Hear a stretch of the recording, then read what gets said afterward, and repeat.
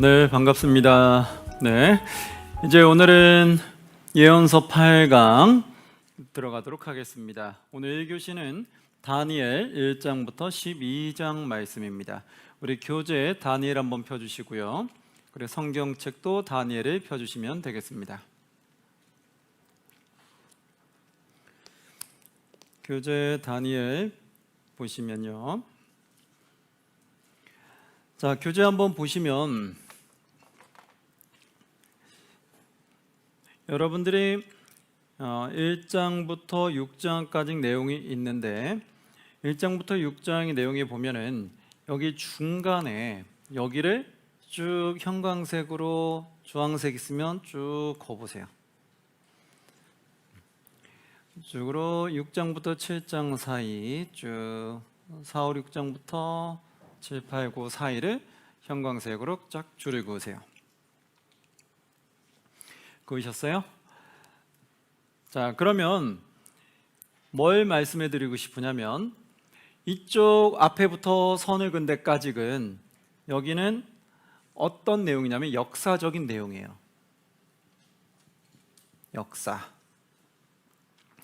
역사적인 내용이 1장부터 6장까지 기록되고요. 그러면 7장부터는 무슨 내용일까요? 7장부터는 환상에 대한 내용이에요.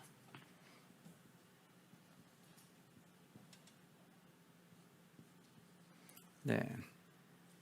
7장부터는 무슨 내용이라고요? 환상. 그래서 오늘 내용 들어갈 곳에는 이런 역사적인 부분이 좀 중요할 거고요.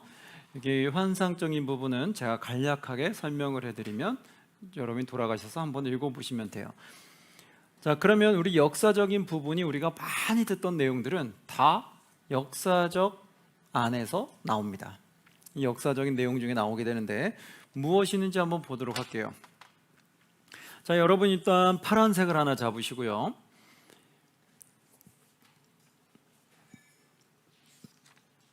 다니엘은 언제 기록됐는지를 한번 먼저 좀 봐볼까요? 다니엘은 바벨론의 포로로 잡혀간 이후에 쓰여진 거예요. 그래서 이제 바벨론의 왕들이 나오게 되는데 한번 다니엘의 교재 밑에 개론 내용을 한번 먼저 봐드릴게요. 다니엘은 하나님은 나의 재판관이라는 뜻을 가지고 있고요. 여호야김 3년째 바벨론 왕 느부갓네살 때 1차 포로로 잡혀가게 돼요. 그래서 바벨론이 몇 차 공격을 하게 될까요? 3차 공격을 해요. 그래서 3차 침략을 하면서 1차 침략 때 포로로 먼저 한번 잡아가고 2차 침략 때 두 번째 포로 잡아가고 3차 침략 때는 완전히 무너지는 거였어요. 그럼 제일 먼저 1차 때 포로로 잡혀간 사람이 누구였다? 다니엘이다. 다니엘이 1차 포로 중에 한 명으로 같이 바벨론으로 가게 된 거예요. 그리고 1차 포로로 잡혀간 BC 605년에서 539년에 기록한 것으로 보고 있고요. 애굽과 신흥 바벨론이 패권 다툼을 할 때, 즉 갈그미스 전투 때부터 고레스, 바사, 이란 쪽 그 왕국 때까지를 배경으로 하고 있다 이렇게 나오죠. 그리고 바벨론 시대에 살고 있던 다니엘은 바벨론 이후 바사, 헬라, 로마 시대까지 이어질 제국의 역사를 환상 가운데 미리 보게 된다 이렇게 나오죠. 지금 바벨론 시기에 살고 있지만 그 뒤에 나타날 바사, 헬라, 로마 시대까지 이어질 제국의 역사를 환상으로 드러낸다. 그럼 이제 여러분 이해되겠죠? 환상 부분은 아직 일어나지 않을 뒷부분의 내용들을 다루고 있는 거죠. 역사적인 부분은 지금 다니엘이 함께 겪고 있는 그 시기에 일어나는 그렇게 기억하면 되겠죠. 자, 그러면 이제 역사적인 부분을 먼저 보면 파란색을 잡으시고 이제 바벨론 왕 누구 왕 때 이러한 사건들이 일어났는지를 볼게요. 파란색 잡으시고 1장에 보면 제목에 느부갓네살 있죠. 색을 입혀주세요. 그러면 바벨론 왕 누구 왕 때라는 거예요? 느부갓네살 왕 때다라는 거 말하는 거예요. 2장으로 가면 2장도 제목 표시해주면 뭐라고 돼 있어요?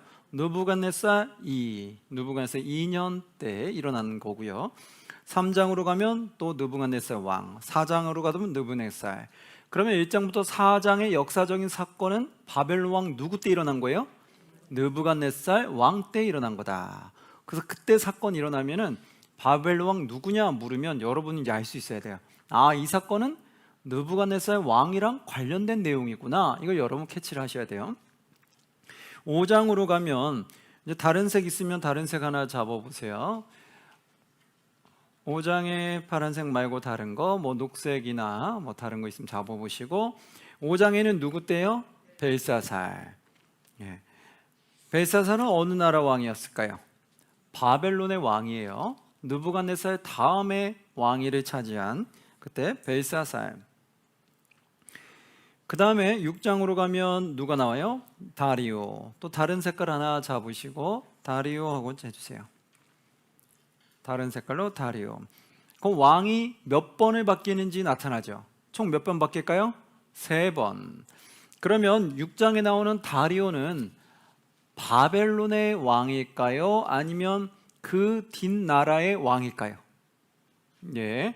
여러분 교재 뒤편에 보면 교재 12장 쪽, 다니엘 12장 쪽 한번 보세요. 114쪽에 보면 거기 왕이 좀 정리되어 있죠.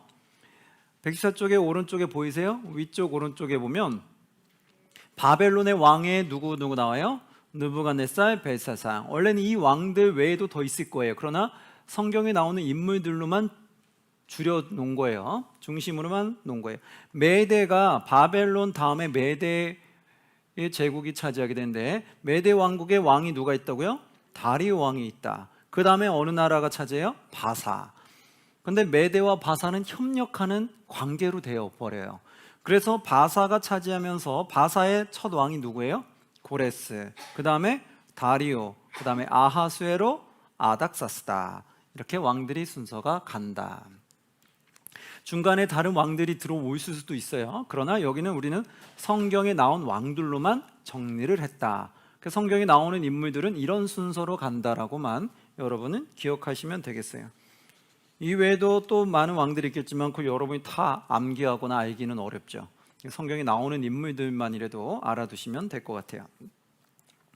자, 그러면 이렇게 다리오 왕까지 있었다는 걸 알게 돼요. 그 다음에는 환상으로 넘어가게 되면, 환상에 한번 보시면 5장의 벨사살을 뭘로 칠하셨어요? 녹색으로 하셨나요?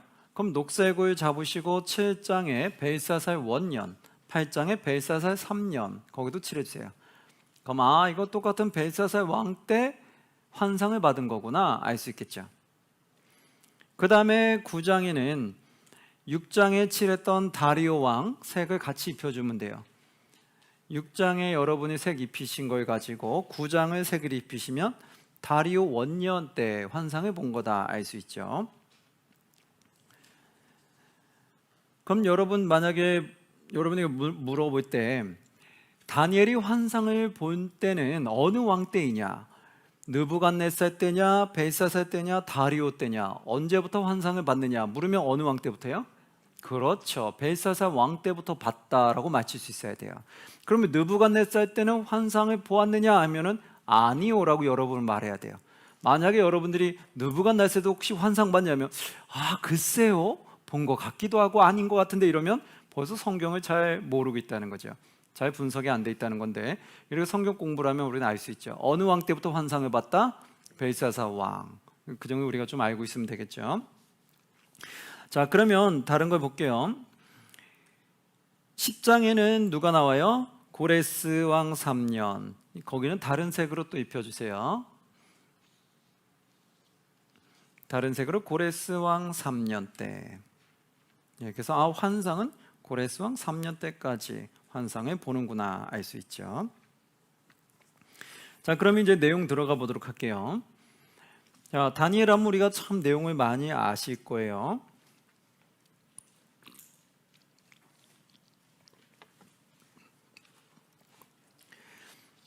한번 다니엘은 인물은 어떤 인물이며 어떠한 역사적인 사건이 있는지를 함께 성경을 통해 보겠습니다. 우리 성경책 다니엘을 펴주시면 되겠습니다. 다니엘 1장 1절 2절에 보면 유다왕 여호야김이 다스린 지 3년이 되는 해 여호야김 3년째 바벨론 왕 누가 왔어요? 느부갓네살이 예루살렘에 이르러 성을 에워쌌더니 2절 주께서 유다 왕 여호야김과 하나님의 전 그릇 얼마를 그의 손에 넘기심에 여호야김이 바벨론에 넘어간 것이 누가 넘겼다고요? 주께서. 그렇죠. 그러니까 이 모든 것들이 누구의 주권하에 있다는 걸 말해주는 거예요. 하나님의 주권하에 있다. 우리 인생을 우리가 산다고 생각할지 모르지만 결국 나중에 보면 우리 인생을 다 누가 인도하는 걸까요? 그렇죠. 하나님이 인도하는 거예요.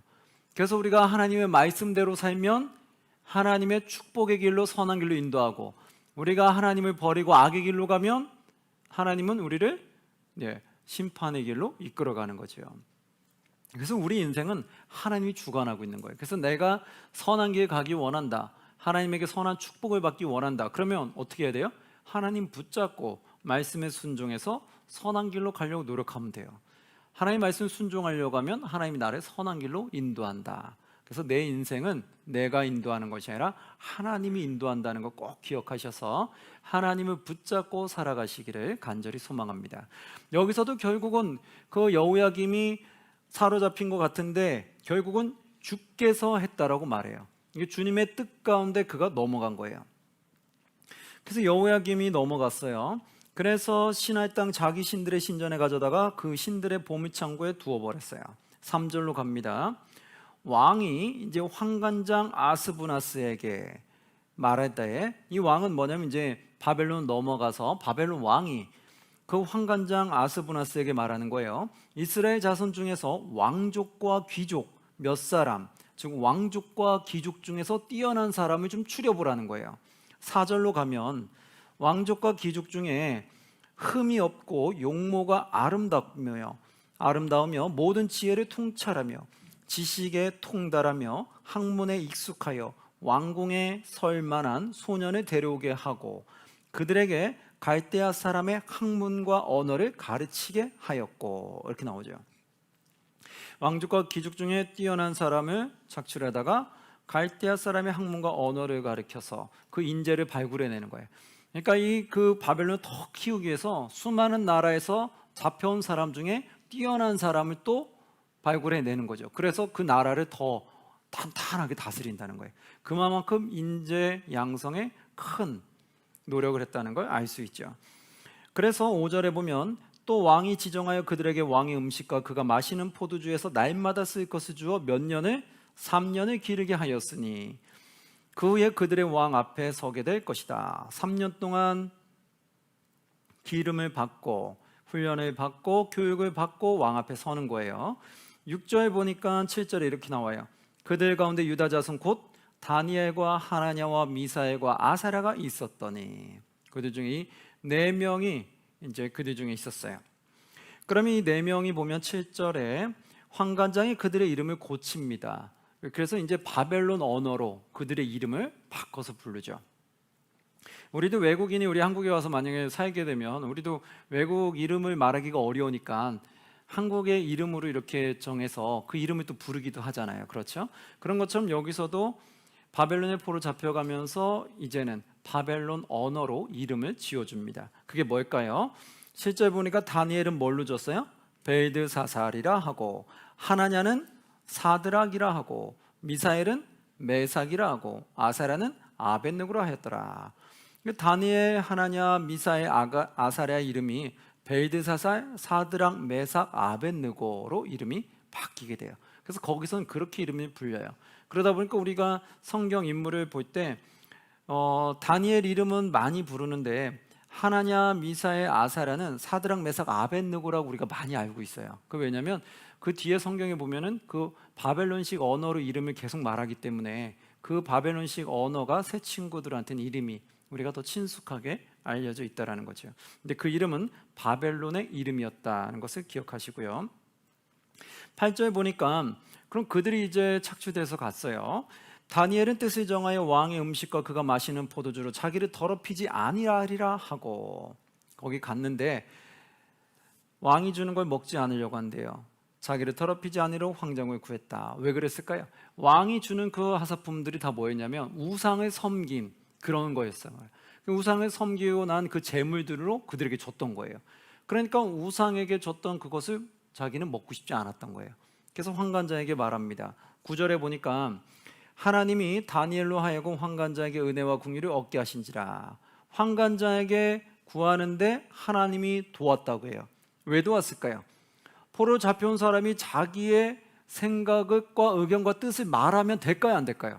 안 되죠. 바로 죽임당하죠. 이게 어디서 버릇없게 포로 잡혀온 사람이 자기의 뜻을 요청을 하고 그렇게 해달라고 합니까? 말을 해도 들을 수가 없죠. 그래서 그 환관장이 듣게 하기 위해서 누가 움직였다는 걸 말해준 거예요? 그렇죠. 하나님이 움직였다는 거예요. 여러분, 우리가 누군가 만나서 일이 잘 성사됐잖아요. 그러면 내가 말 잘한 것 같죠. 결국 누가 한 걸까요? 그렇죠. 하나님이 한 거라는 거예요. 여러분 믿으십니까? 이걸 우리가 지금 이 성경 공부를 통해서 영의 눈이 열리셔야 돼요. 이걸 볼 줄 알아야 돼. 이걸 못 보면 내가 누군가 얘기를 해가지고 얘기가 잘 돼서 일이 잘 성사됐어. 그러면 어떻게 보냐면 이게 하나님이 도왔다는 걸 생각을 못하면 내가 잘나서 그런 줄 알아. 아, 역시 나는 능력이 뛰어내. 아, 나는 역시 말을 잘해. 막 이런 식으로 자기가 잘난 줄 알아요. 바로 이게 깨져야 되는 거예요. 이게 영적 교만인 거예요. 하나님이 나를 돕고 있는데 내가 잘나서 그런 줄 알고 하나님의 도우심을 모르고 사는 거, 이것이 어리석은 거예요. 근데 그러한 사람들 의외로 많을 수가 있다는 거예요. 그래서 오늘 다니엘 말씀을 보면서는 그걸 깨달을 수 있어요. 어떤 분들은 아, 다니엘은 정말 훌륭하다. 그래서 우리 자녀들도 다니엘처럼 됐으면 좋겠다 이런 말 많이 하잖아요. 근데 성경을 잘 읽다 보면 다니엘이 뛰어난 거 뒷면에 누가 다니엘을 그렇게 뛰어나게 만드셨는지 그거를 보게끔 만들어줘요. 다니엘이 뛰어난 사람이 됐는데 다니엘이 뛰어난 사람으로 만든 분이 누구라고요? 하나님이다. 여러분 이걸 아셔야 돼요. 이걸 알면 우리 자녀들을 어떻게 해야 돼요? 하나님이 다니엘처럼 그렇게 사용하시도록 하나님께 더 강구해야 되는 거예요. 다니엘은 인물에 집중되는 것이 아니라 다니엘 같은 인물을 만드신 하나님에게 집중하셔야 돼요. 그러면 우리가 더 하나님에게 뭔가 더 어떻게 해야 될지 생각을 할 수 있겠죠. 자, 여기 다니엘이 말했어요. 뭐라고 말했냐면 자신은 그걸 먹을 수 없다는 거예요. 그러니까 환관장이 당연히 안 된다고 하죠. 그러니까 뭐라고 말했냐면 11절 12절에 이렇게 나와요. 환관장이 다니엘과 하나냐와 미사엘과 아사랴를 감독하게 한 자에게 다니엘이 말하되 청하오니 당신의 종들을 며칠 동안 열흘 동안 시험하여 채식을 주어 먹게 하고 물을 주어 마시게 한 후에 그 다음에 당신 앞에서 우리의 얼굴과 왕의 음식을 먹는 소년들의 얼굴을 비교하여 보아서 당신이 보는 대로 종들에게 행하소서, 이렇게 얘기했어요. 이거를 근데 그거 들었어요. 그래 어차피 3년간 이들을 교육시켜야 되는데 그 열흘을 내가 못 참겠냐? 그러면서 그 열흘을 들어줬어요. 근데 그것도 쉽지 않은 거였는데 그 말을 들어줬다는 것만 해도 대단한 거죠. 이것이 바로 하나님이 뒤에서 움직이고 있었다는 거예요. 그래서 결국은 열흘 동안 그들은 하게 됐어요. 15절 보니까 열흘 후에 그들의 얼굴이 더욱 아름답고 살이 더욱 윤택하여 왕의 음식을 먹는 다른 소년들보다 더 좋아 보인지라. 아멘. 이게 누가 도우셨을까요? 그렇죠. 하나님이 도우신 거죠. 이제 그 우리를 알고 가셔야 돼요. 하나님이 도우셔서 결국 그들이 더 좋아 보였던 거예요. 그러니까 이 환관이 더 이상 할 말이 없는 거예요. 더 좋아 보니까 그럼 너희들 뜻대로 하라고 결국 허락해 줬어요. 그리고 나서 17절에 이렇게 말합니다. 17절 함께 봉독합니다. 하나님이 이 네 소년에게 학문을 주시고 모든 서적을 깨닫게 하시고 지혜를 주셨으니 다니엘은 또 모든 환상과 꿈을 깨달아 알더라. 아멘. 자, 네 소년에게 학문을 주고 서적을 깨닫게 했고 지혜를 줬어요. 누가 줬다고요? 하나님이. 그렇죠. 그러니까 다니엘이 그렇게 훌륭한 사람이 될 수밖에 없었던 건 다니엘이 훌륭해서 그런 거예요? 아니면 하나님이 다니엘을 그렇게 만드신 거예요? 그렇죠. 하나님 다니엘을 그렇게 만드신 거잖아요. 우리 자녀들이 내가 볼 때 에이 뭐 훌륭하게 할 수 있을까? 좀 못마땅한데 할 수 있을지 모르겠지만 만약에 하나님이 그를 사용한다고 하면 어떻게 될까요? 그러면 훌륭한 사람으로 바뀔 수 있는 거예요. 전지전능한 하나님이 하신다면 될까요? 안 될까요? 되죠. 그래서 우리 아이를 하나님이 이끌 수 있도록 하나님을 만나게 하는 게 제일 좋아요. 우리 아이들이 하나님을 만나야 돼요. 하나님을 못 만나면 이렇게 될 수가 없어요. 자꾸 인간의 생각으로만 하려고 해서는 될 수가 없는 거예요. 왜? 무한한 능력 가진 하나님인데 왜 무한한 능력 가진 분을 왜 뒤로 하고 나의 아주 작은 사고로 내가 할 수 있는 능력은 매우 미약한데 왜 거기에 올인하냐는 거예요. 그러니까 그게 얼마나 어리석겠어요. 그래서 하나님이 내 자녀를 그렇게 키울 수 있도록, 내 자녀에게 지혜를 줄 수 있도록 하나님에게 더 간구해야 되고, 우리 자녀는 하나님을 더 깊이 만나게끔 우리가 도와줘야 된다. 먼저 알고 있는 우리 부모가 도와줘야죠. 그리고 먼저 알고 있는 우리가 깨닫게 해줘야 되겠죠. 그래서 결국 여기도 17절에 정확히 써 있어요. 하나님이 이렇게 하셨다. 그래서 그들에게 지혜를 줬고, 다니엘은 환상과 꿈을 깨닫도록 그것도 다니엘에게 더 주셨다고 나와요. 그래서 다니엘이 꿈을 깨달아 알 수 있는 것도 하나님이 주신 거죠. 그리고 나 시간이 지나서 왕 앞에 갔어요. 20절, 21절 이렇게 나옵니다. 왕이 그들에게 모든 일을 묻는 중에 그 지혜와 총명이 온 나라 박수와 술객보다 몇 배나? 10배나 나온 줄 아니라. 와, 엄청난 거죠. 지혜와 총명이 그 바벨론에 얼마나 수많은 인재가 많겠어요. 근데 수많은 인재들보다 10배나 더 뛰어났다는 거예요. 2배, 3배도 아니고 10배나 뛰어났으니 뭐 게임이 안 되는 거죠. 그만큼 하나님이 만드신 거예요. 그러고 나니까 21절, 다니엘은 고레스 왕 원년까지 있느니라. 결국 이제 나라가 바뀌어도 다니엘은 계속해서 그 왕을 섬기는 자로 그렇게 가게 됐다라는 거예요. 그만큼 다니엘을 어떤 왕들도 다니엘을 버리고 싶지 않았던 거예요. 그러니까 다니엘과 한번 만나보고 그의 총명을 보면 얘랑 꼭 같이 가고 싶은 거예요. 그러니까 어느 왕도 다니엘을 놓치지 않았던 거죠. 2장으로 넘어갈게요. 이렇게 해서 결국 다니엘이 총명받는 자가 돼버렸어요. 2장 1절 2절에 보면 이렇게 나와요. 느부갓네살이 다스린 지 2년이 되는 해, 이제 2년째가 됐어요. 2년째가 되는 해에 느부갓네살이 꿈을 꾸었어요. 그로 말미암아 마음이 번민하여 잠을 이루지 못했어요. 2절 보니까 왕이 그의 꿈을 자기에게 알려주도록 박수와 술객과 점쟁이와 갈대아 술사를 부르라 말하매 그들이 들어가서 왕의 앞에 선지라. 본인이 꿈을 꿨는데 이게 너무 희한한 꿈인 거예요. 이거를 알고 싶어서 수많은 박수들과 술객들, 점쟁이, 갈대아 술사 다 부르겠어요. 지혜가 있다는 사람은 다 불러들여봤어요. 그래서 그들에게 꿈을 해석하게 했어요. 그런데 그들이 어떻게 했냐면, 왕이 그런 꿈을 말해주면 우리가 해석하겠나이다 이러니까 왕이 뭐라 했냐면 꿈을 말해주질 않았어요. 그러면서 야, 니네처럼 그렇게 뛰어난 자들이 어떻게 내가 꿈이 뭔지도 모르면 어떻게 되냐, 내가 무슨 꿈을 꿨는지 너희가 맞추고 해석을 해라, 이렇게 버린 거예요. 그러고 나니까 5절에 이렇게 나오죠. 왕이 갈대인들에게 대답하여 이르되 내가 명령을 내렸나니 너희가 만일 꿈과 그 해석을 내게 알게 하지 아니하면 너희 몸을 어떻게 한다? 쪼갤 것이며 너희의 집을 어떻게 한다? 거름더미로 만들 것이다. 다 죽이겠다는 거야. 그러니까 이들이 얼마나 긴장하겠어요. 그러니까 이들이 또 뭐라고 말하냐면 자꾸 꿈을 보여달라고 얘기를 해요. 한번 보이라 하니까 그들이 나오죠. 7절 한번 볼까요?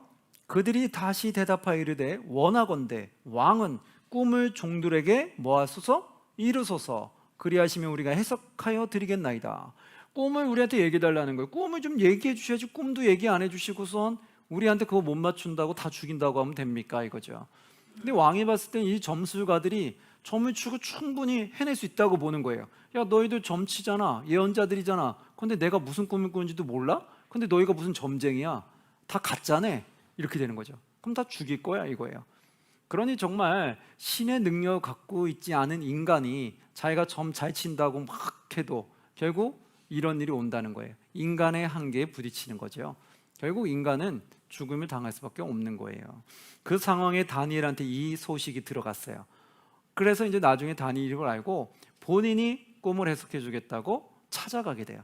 그래서 그걸 이제 환관자를 통해서 그들에게 다시 가게 되는데, 다니엘이 이때 어떤 일을 했냐면 17절에 보면은 누구에게 지혜를 구했는지가 나오는데 17절 볼게요. 이에 다니엘이 자기 집으로 돌아가서 그 친구 하나냐와 미사엘과 아사랴에게 그 일을 알리고 18절 하늘에 계신 하나님이 이 은밀한 일에 대하여 불쌍히 여기사, 하나님이 불쌍히 여겼어요. 그래서 다니엘과 친구들이 바벨론의 다른 지혜자들과 함께 죽임을 당하지 않게 하시기로, 죽이지 않게 하려고 보호하시려고 해요. 않게 하시기를 그들로 하여금 구하게 하니라. 결국 이들을 하나님이 지켜주기 위해서, 죽지 않게 하기 위해서 19절에 보니까 이의 은밀한 것이 밤에 환상으로 다니엘에게 나타나 보임에 다니엘이 하늘에 계신 하나님을 찬송하리라. 이 은밀한 것을 밤에 보여준 거예요. 환상으로 다니엘에게. 누가? 하나님이. 그러면 다니엘이 그 꿈을 해석할 수 있는 건 결국 누가 도와줘서 그런 거예요? 하나님이 도와줘서. 그렇죠? 우리 자녀가 만약에 잘 되면 누가 도와주신 걸까요? 하나님이 도와줘서. 내가 하는 일이 잘 되면 누가 도와주신 걸까요? 하나님이 도와주셔서. 믿으십니까?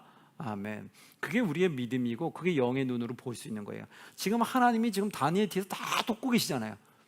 근데 우리가 이걸 알아야 되는데 그걸 자꾸 모르고 다니엘이라는 인물에 중점할 때가 너무 많았다는 거예요.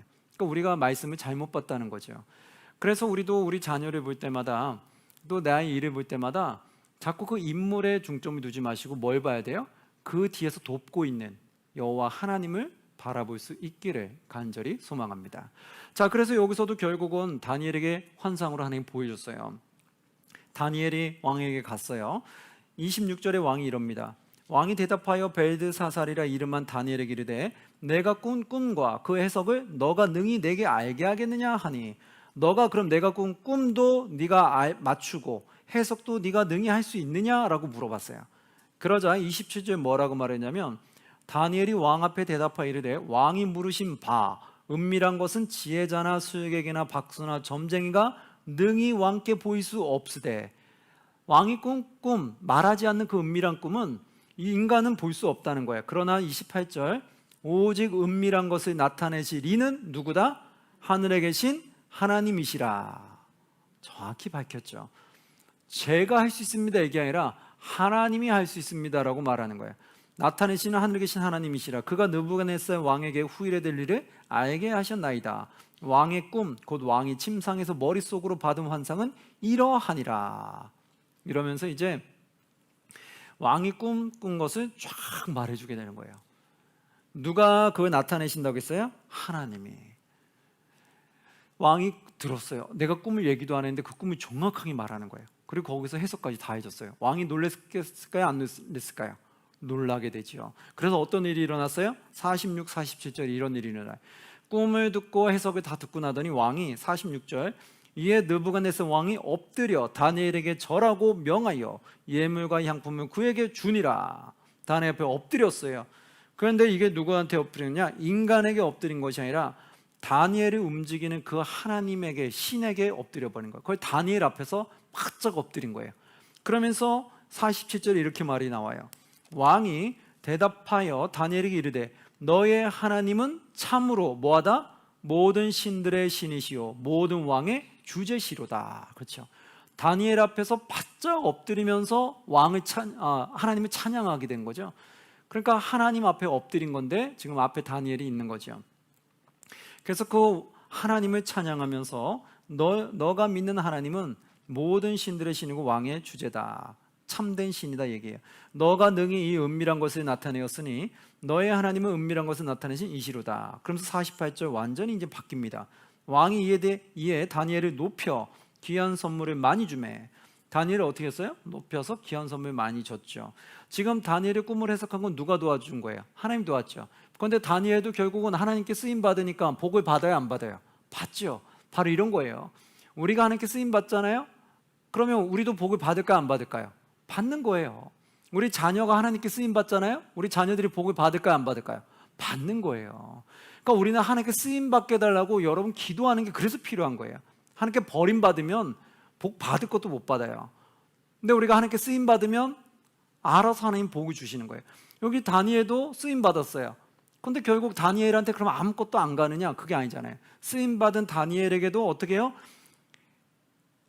높여서 다니엘을 높여주게 되고 귀한 선물을 많이 줬어요. 그리고 그를 세워서 어떻게 했어요? 바벨론 온 지방을 다스리게 하며 또 바벨론 모든 지혜자의 무엇으로 삼았다? 어른으로 삼았다. 놀라운 거지. 젊은 나이에 온 지방의 어른으로, 지혜자의 어른으로 삼았다는 것은 놀라운 거예요. 그러니까 나이가 많던 적던 이 다니엘 앞에 다 엎드릴 수밖에 없는 거예요. 왜? 다니엘이 모든 지혜자, 나이를 떠나서 모든 지혜자의 어른이 돼버린 거예요. 그만큼 놀랍다는 것을 나타낸 거죠. 그래서 저는 하나님께 쓰임받은 다니엘은 결국 복을 받잖아요.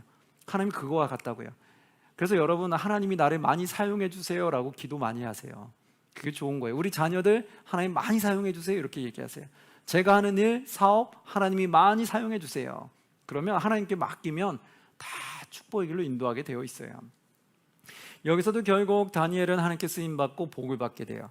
그리고 나서 49절에 왕이 또 다니엘의 요구대로 사드락과 메삭과 아벳느고를 세워 바벨론 지방의 일을 다스리게 했고 친구들까지 덩달아 복을 받네요. 다니엘은 왕궁에 있었더라. 그렇죠. 이제 왕궁에서 다니엘은 일을 보게 돼요. 그러면서 3장으로 넘어가면서 또 다른 사건이 하나가 발생돼요. 그게 뭘까요? 자, 여기서 보면은 꿈이 두 가지가 있어요. 꿈꾸는 게. 여러분 형광색을 하나 잡으시고 교재에 보시면 2장에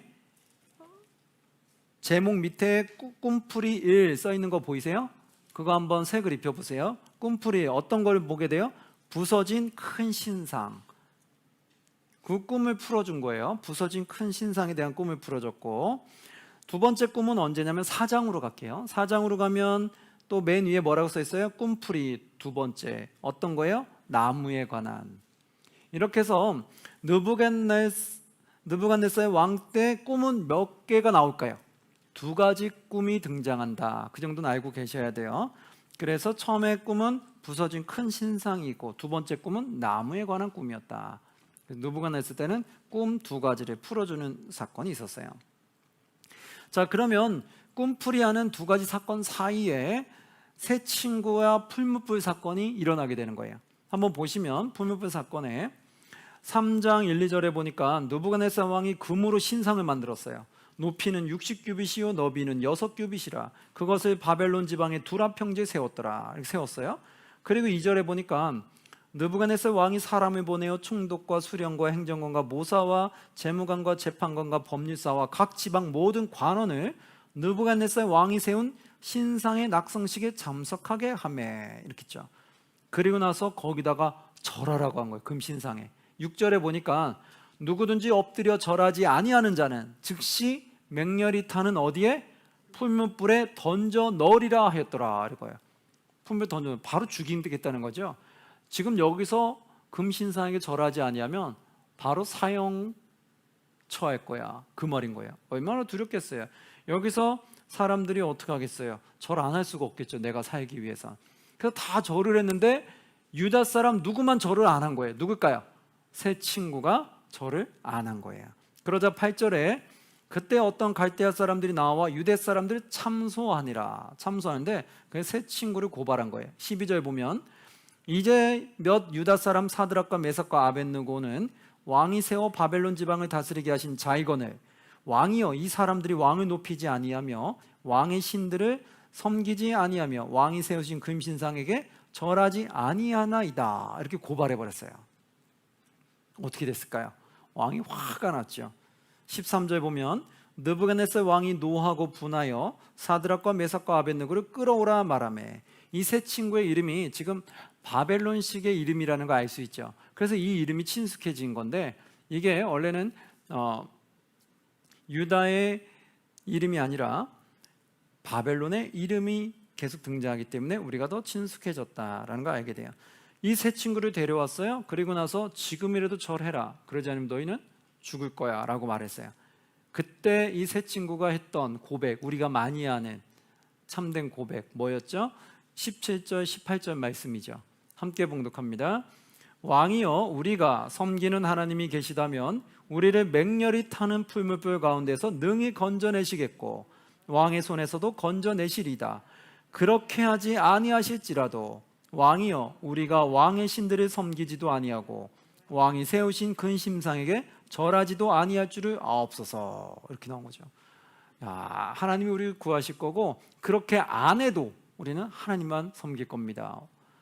우상에게 절하지 않겠습니다. 이랬어요. 여러분 이런 목숨 걸고 신앙생활하는 사람이 많을까요? 많지 않겠죠. 쉽지 않아요.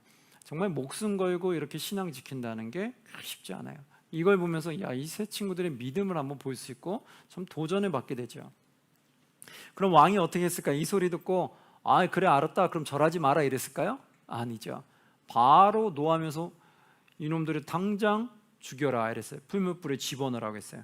풀무불을 7배나 더 뜨겁게 하라고 만들었어요. 7배나 더 뜨겁게 해서 활활 타오르는 곳에 집어넣게끔. 그러니까 화가 지금 엄청나게 치밀어 오른 거예요. 그래서 거기다 집어넣었어요. 그런데 24절에 보니까 왕이 깜짝 놀랐어요. 왜 그랬을까요? 24절 보면 이렇게 나와요. 그때 느부갓네살 왕이 놀라 급히 일어나서 모사들에게 물어 이르되 우리가 결박하여 불 가운데 던진 자는 세 사람이 아니었느냐 하니 그들이 왕에게 대답하여 이르되 왕이 올소이다. 25절 왕이 또 말하되 이르되 내가 보니 결박되지 아니한 네 사람이 불 가운데로 다니는데 분명 세 명을 풀무불에 집어넣는데 지금 네 명이 보이는 거예요. 다니는데 상하지도 아니하였고 그 넷째 모양은 무엇과 같다? 신들의 아들과 같도다 하고. 그렇죠? 신들의 아들과 같다. 뭐예요? 영의 천사가 나타난 거죠. 즉 하나님이 천사를 보내서 그들을 보호하신 거예요. 왕이 이걸 보고 깜짝 놀란 거예요. 타서 없어져야 되는데 지금 네 명이 있는 거예요. 한 명은 신의 아들과 같이 있는 거예요. 결국 그들을 다시 빼라고 했어요. 나오라고 했어요.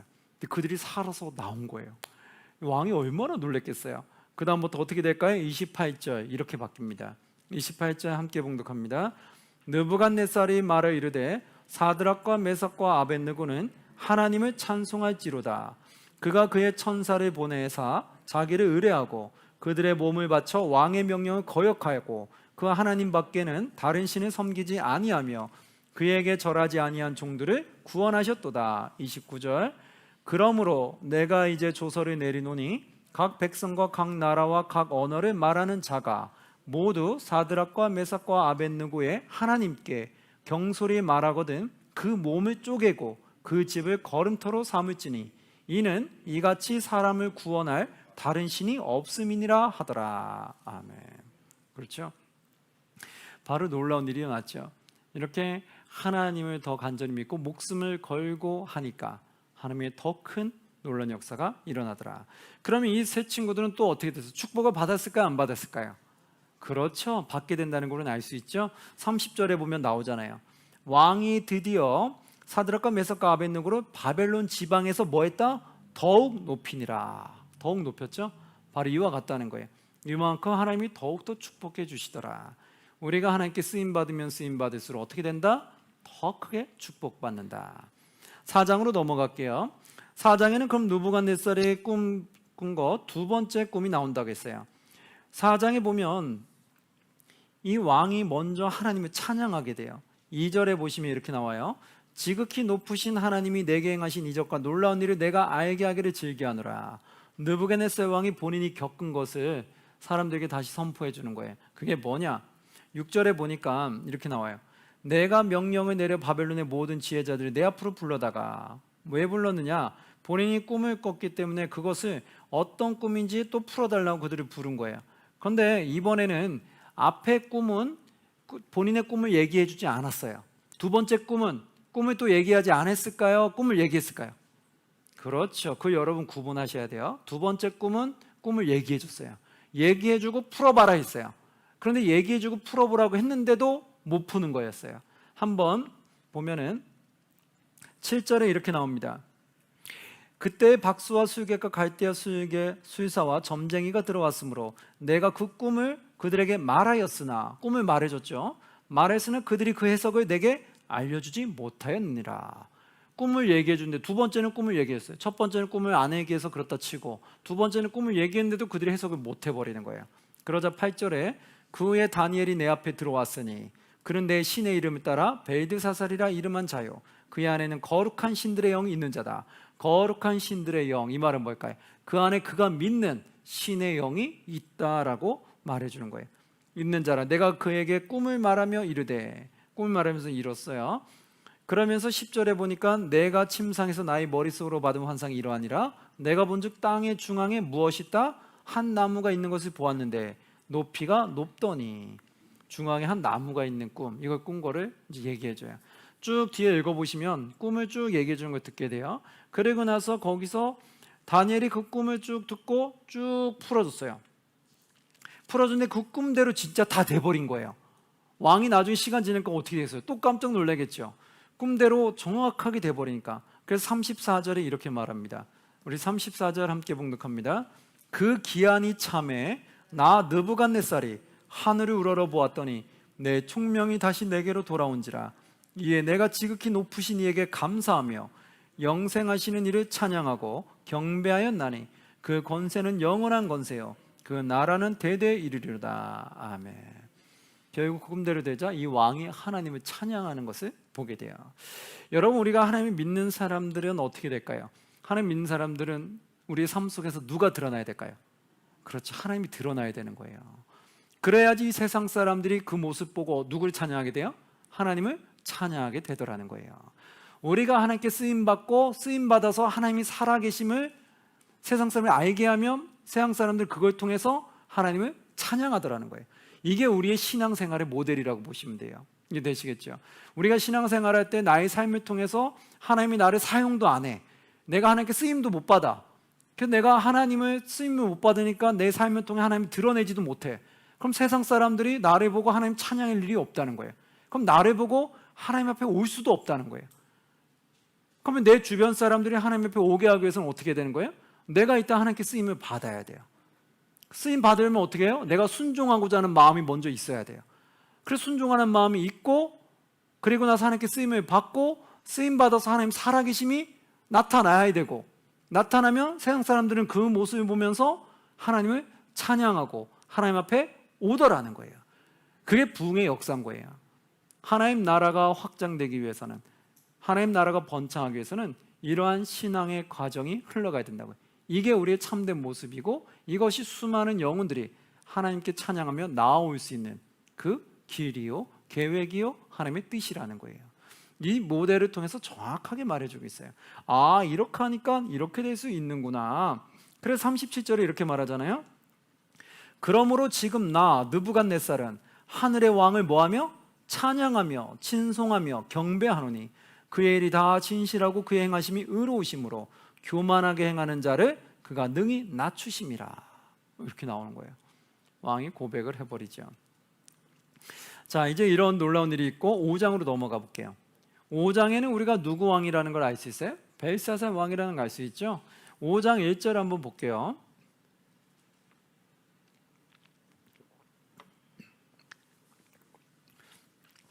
그래서 5장 1절에 보면 이렇게 나와요. 벨사살 왕이 그의 귀족 1000명을 위하여 큰 잔치를 베풀고, 이제 왕이 바뀌었구나 알 수 있죠. 큰 잔치를 베풀고 그 1000명 앞에서 술을 마시니라. 1000명을 잔치 보고 그 술을 마셨어요. 아주 좀 타락하는 모습을 보이겠죠. 흥청망청 지금 시간과 세월을 헛되게 보내는 걸 볼 수 있어요. 이러한 왕이 그걸 마실 때 어떻게 되냐, 4절에 보니까 그들이 술을 마시고는 그 금은 구리 쇠 나무 돌로 만든 신들을 찬양하니라. 피조물들을 찬양하죠. 그러자 5절에 그때 사람의 손가락들이 나타나서, 사람의 손가락들이 나타났어요. 그래서 왕궁 촛대 맞은편 석회벽에 글자를 쓰는데 왕이 그 글자 쓰는 손가락을 본지라. 글자를 쓰는 손가락을 본 거예요. 얼마나 깜짝 놀라겠어요. 이게 사람이 나타나는 것도 아니고 손가락들이 나타나서 손가락이 막 쓰고 있는 거예요. 6절에 이걸 본 왕은 어떨까요? 이에 왕의 즐기던 얼굴빛이 어떻게 됐다? 변하고 그 생각이 번민하여 넓적다리 마디가 녹는 듯하고 그의 무릎이 서로 부딪힌지라. 무릎이 다다다닥 부딪히는 뭐예요? 떨고 있는 거죠. 다다다다다다다닥. 지금 아주 겁먹은 거예요. 아니 저건 뭐야? 손가락이 나타나서 벽에 글을 쓰고 있어. 왕조차도 떨고 있는 거예요. 이게 뭐예요? 이게 피조물이 우리 인간의 모습이에요. 우리 인간이요, 지기가 높으면 담대할 것 같고 어떤 무서운 상황이 일어나도 아무렇지 않을 것 같죠. 아니라는 거예요. 인간은 인간이에요. 아무리 내가 세상의 직책이 높아도요, 내가 무서운 걸 보거나 내가 감당할 수 없는 걸 보면 인간은 다 놀라게 돼 있어요. 그게 인간인 거예요. 인간은 강한 것 같지만 매우 약해요. 하나님 앞에서 인간이 어떻게 강할 수 있겠어요? 여기서도 왕이지만 덜덜덜 떠는 그런 모습을 지금 나타내고 있죠. 자, 그런 가운데서 이제 이거를 또 풀으라고 수많은 박사들과 지혜자들 불렀어요. 근데 그들이 이거를 해석을 못하는 거예요. 그 글씨를. 그러자 결국 누구를 불렀나요? 다시 다니엘을 부르게 돼요. 다니엘이 왔어요. 하나님의 이름으로 그걸 풀어줬어요. 뭐라고 했냐면 25절부터 나오는데 25절부터 28절까지 어떻게 나오냐면, 기록된 글자는 이것이니 곧 메네메네덱의 우바르신이라. 그 글자의 뜻이 이거였다는 거예요. 우바르신이라. 근데 이 글자가 뭐냐, 그 글을 해석하건대 메네는 하나님이 이미 왕의 나라의 시대를 세워서 그것을 어떻게 하겠다? 끝나게 하셨다란 뜻이고, 27절 데겔은 왕을 저울에 달아보니 부족함이 보였다. 부족함이 보였죠. 왕이 보니까 이제 흡족하지 않은 거예요. 합당하지 않은 자라는 거죠. 그래서 어떻게 했냐? 28절. 베레스가 바로 우바르신이라는 말인데요. 베레스는 왕의 나라가 나뉘어서 메대와 바사 사람에게 준바되었다 함이니라. 결국 왕이 하나님 보시기에 합당하지 않기 때문에 하나님이 다른 나라에 메대와 바사에게 넘겨준다는 거예요. 그래서 보니까 30절 31절에 어떻게 됐냐? 그날 밤에 갈대아 왕 벨사살이 죽임을 당하였고, 그날 밤 죽임 당했어요. 그리고 메대 사람 다리오가 나라를 얻게 됐다. 나라가 바뀌죠. 얻게 되었는데 그때 다리오는 62세였더라. 이러면 그 예언대로 돼버렸어요. 그리고 이 예언을 선포했던 다니엘은, 하나님께 쓰임 받은 다니엘은 또 축복을 받았을까요? 안 받았을까요? 받았겠죠. 29절에 보니까 이렇게 나오잖아요. 이에 벨사살이 명하여 그들이 다니엘에게 자주색 옷을 입히게 하며 금사슬을 그의 목에 걸어주고 그를 위하여 조서를 내려 나라의 셋째 통치자로 삼으니라. 그렇죠? 또 축복을 받잖아요. 하나님께 쓰임 받으면 결국은 다 축복을 받게 되더라. 6장으로 넘어가면 누가 나와요? 다리오 왕. 자, 그러면 이제 알 수 있겠네요. 다리오 왕은 어느 나라예요? 바사 왕이라고 했죠. 메대 왕이죠. 메대 왕의 다리오 5장 끝부분에 살짝 나오면서 6장으로 이제 들어갑니다. 6장 1, 2절에 보면 이제 다리오가 통치를 하게 돼요. 다리오가 자기의 뜻대로 고관 120명을 세워서 전국을 통치하게 했어요. 또 그들 위에 총리 셋을 두었는데 그 총리 3명이 누구였느냐? 다니엘이 그 중에 하나니라. 놀랍게 됐죠. 나라가 바뀌었는데도 다니엘이 또 쓰임 받는 거예요. 총리 3명을 두고 총 관리를 하겠는데 거기에 다니엘이 또 들어갔다는 거예요. 이는 고관들로 총리에게 자기의 직무를 보고하게 하여 왕에게 손에 걷게 하려 합니다. 그런데 3절에 보니까 다니엘은 마음이 민첩하여 총리들과 고관들 위에 뛰어남으로, 그렇죠, 그들보다 10배 이상 하나님 뛰어나게 했는데 어떻게 튀지 않을 수가 있겠어요. 그럼 결국은 뛰어남으로 어떻게 했냐? 왕이 그를 세워 전국을 다스리게 하고자 한지라. 결국은 다니엘을 통해서 전국을 다스리게 하려고 했어요. 그러자 어떤 일이 일어났을까요? 4절에 보니까 시기 질투하는 자들이 생겨버렸어요. 이에 총리들과 고관들이 국사에 대하여 다니엘을 고발할 근거를 찾고자 하였으나 아무 근거 아무 허물도 찾지 못하였으니 이는 그가 충성되어 아무 그릇됨도 없고 아무 허물도 없음이었더라. 이에 총리들과 고관들이, 총리 3명 있었잖아요. 근데 다니엘한테 전국을 다스리게 하려니까 이 두 총리가 시기와 질투가 생겨버린 거예요. 그러니까 이 총리들과 고관들이 짜고 어떻게 하면 다니엘을 덫에 걸리게 할까, 그걸 찾게 되는 거예요. 어떻게 해서든지 책을 잡아내려고 계속해서 하게 된 거예요. 근데 다니엘이 워낙 성실했기 때문에 허물이 없다는 거예요. 그래서 그들이 결국 잡아낸 게 뭐냐? 다니엘이 늘 하나님께 기도하던 거라는 거예요. 그래서 결국 기도를 하는 거로 그들은 잡아버립니다. 그게 뭘까요? 10절에 보면 이렇게 나오는데, 다니엘이 조서에 왕의 도장이 찍힌 것을 알고도 자기 집에 돌아가서는 윗방에 올라가 예루살렘으로 향한 창문을 열고 전에 하던 대로 하루 3번씩 무릎을 꿇고 기도하며 그의 하나님께 감사하였더라. 기도했죠. 이걸 알고 앞에서 뭐라고 했냐면 7절에 이렇게 나온 거예요. 나라의 모든 총리와 지사와 총독과 법관과 관원이 의논하고 왕에게 한 법률을 세우며 한 금령을 정하실 것을 구하나이다. 왕이여, 그것은 곧 이제부터 30일 동안 30일로 정하고 누구든지 왕 외에 어떤 신에게나 사람에게 무엇을 구하면 사자굴에 던져넣기로 한 것이니다. 이렇게 나온 거죠. 이게 그들 고관들이, 시세 많은 고관들이 짠 거예요. 왕한테, 왕이여 30일만 우리가 왕 외에 어떤 신에게도 구하면 그러면 사자굴에 넣자, 이렇게 왕에게 제안을 한 거죠. 그래서 왕을 유혹을 시켜서 왕이 그 법률을 통과하게끔 만들었어요. 그러고 났는데 나중에 이게 누구의 덫이었냐면 다니엘의 덫으로 세우려고 했던 거예요. 의무였던 거예요. 왕에게 나중에 다니엘 기도하는 걸 보고 왕에게 고발을 해요. 아니 분명 30일 동안은 왕에게만 하자고 했는데 다른 신에게 지금 기도하고 절하고 있다. 고발해버렸어요. 어떻게 됐을까요? 결국은 다니엘이 잡혀가게 돼요. 그래서 어디다 집어넣었어요? 사자굴에 집어넣게 됐죠. 바로 이런 그들의 악한 꼬임에 넘어가게 됐어요. 그래서 결국은 어떻게 되냐면 이 왕은 다니엘이 죽는 걸 싫어했어요. 왜냐하면 너무나 좋았기 때문에, 믿음직했기 때문에 전국을 다스리게 하고 싶은 그런 믿을 만한 자였기 때문에 이 다니엘이 죽음을 맞이하는 것을 매우 싫어했었어요. 그러나 법을 내렸기 때문에 억지로 결국은 허락할 수밖에 없었어요. 그러나 나중에 어떻게 됐어요? 다니엘이 살아난 것을 보게 됐어요. 그리고 왕이 이제는 그 모의한 그들을 알게 된 거예요. 그래서 어떻게 했냐? 24절에 이렇게 나옵니다. 왕이 말하여 다니엘을 참소한 사람들을 끌어오게 하고 그들의 처자들과 함께 어디에 넣었어요? 사자굴에 던져넣게 했더니, 이제 다니엘은 사자굴에서 건져냈고 그들을 참소한 자들이 집어넣었어요. 넣게 했더니 그들이 굴 바닥에 닿기도 전에 사자들이 곧 그들을 움켜서 그 뼈까지도 부셔뜨렸더라. 이렇게 나오죠. 그러니까 사자들이 굶주린 사자였는데 다니엘만은 물질 않았던 거죠. 누가 보호하셨을까요? 하나님 보호하신 거죠. 그래서 이 다리오 왕도 하나님을 찬양하게 됩니다. 26절 볼게요.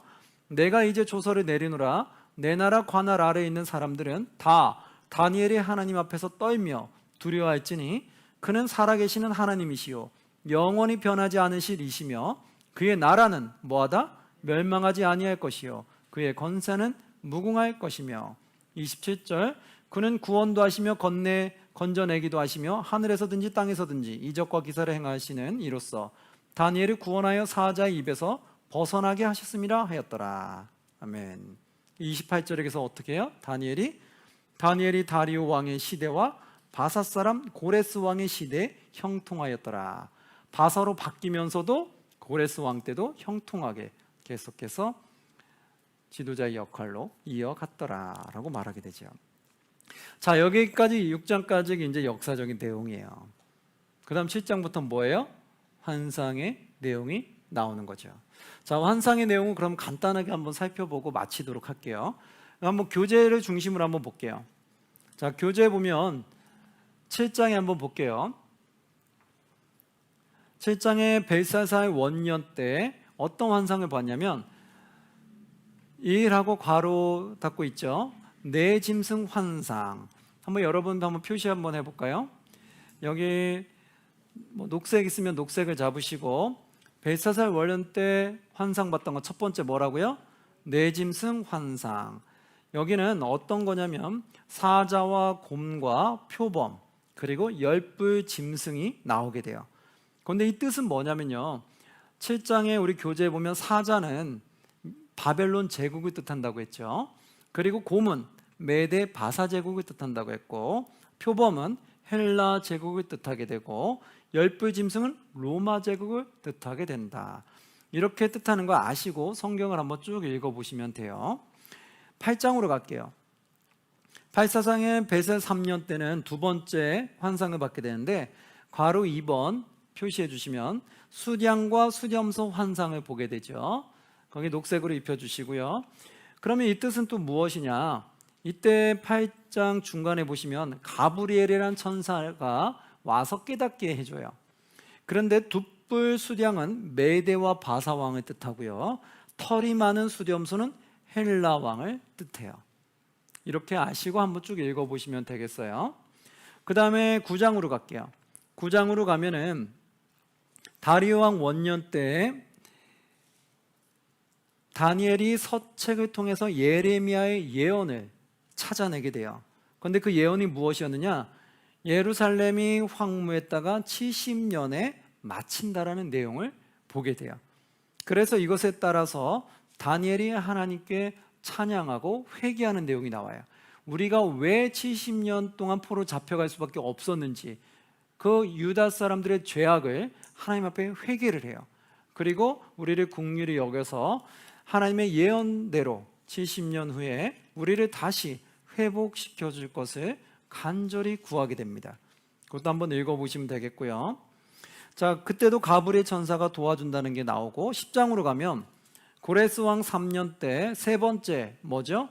바사와 헬라의 큰 전쟁. 녹색을 입혀주세요. 그러면 이제 세 번째 환상을 알 수 있어요. 그런데 이때는 미가엘 천사가 등장을 해요. 군대 장관으로, 영적 군사로 미가엘 천사가 등장하게 되는 걸 보게 되고요. 또한 가브리엘 천사도 또 나오면서 가브리엘 천사는 그것을 풀어주는, 뜻을 풀어주는 천사로 등장하게 되죠.